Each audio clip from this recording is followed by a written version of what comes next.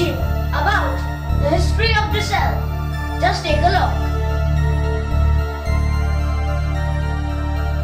Cell theory is a scientific theory that describes the properties of cells, the basic unit of structure in every living thing. The initial development of the theory during the mid-17th century was made possible by the advances in the microscopy. The study of cell is called cell biology. Cell theory is known as the foundations of biology. First, all living organisms are composed of one or more cells. Second, the cell is the basic unit of the structure, function, and the organization in all organisms. Third, all cells come from pre-existing cells in living cells.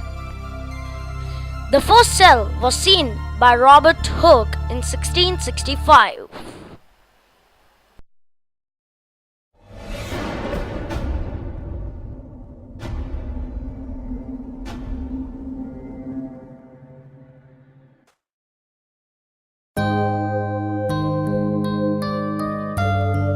Hooke examined under a course of compound microscope very thin slices of bottle cork and saw a multitude of tiny pores that he remarked looked like a wall compartments a monk would live in. Because of this association, Hooke called them cells, the name they still bear.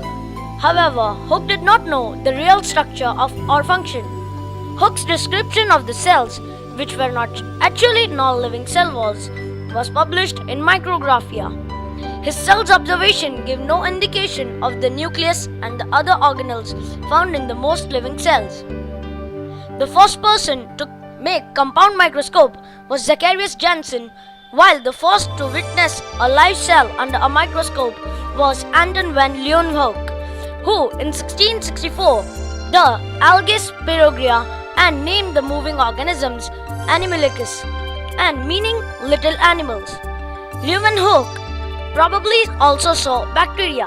Cell theory was in contrast to the vitalism theories proposed before the discovery of cells.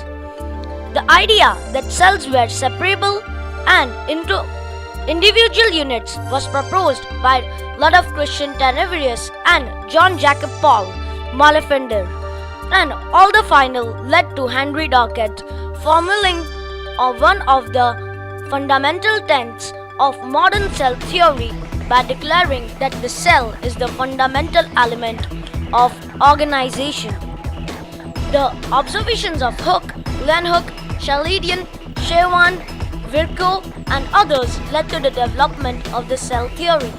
The cell theory is widely accepted examination of the relationship between the cells and the living things. The cell theory states all the living organisms are made up of cells and their products. New cells are created by old cells dividing into two. Cells are basic building units of life. The generally accepted parts of the modern cell theory includes: first, all known living things are made up of one or more cells. Second, all living cells arise from pre-existing cells by division. Third, the cell is the fundamental unit of structure and function in all organisms.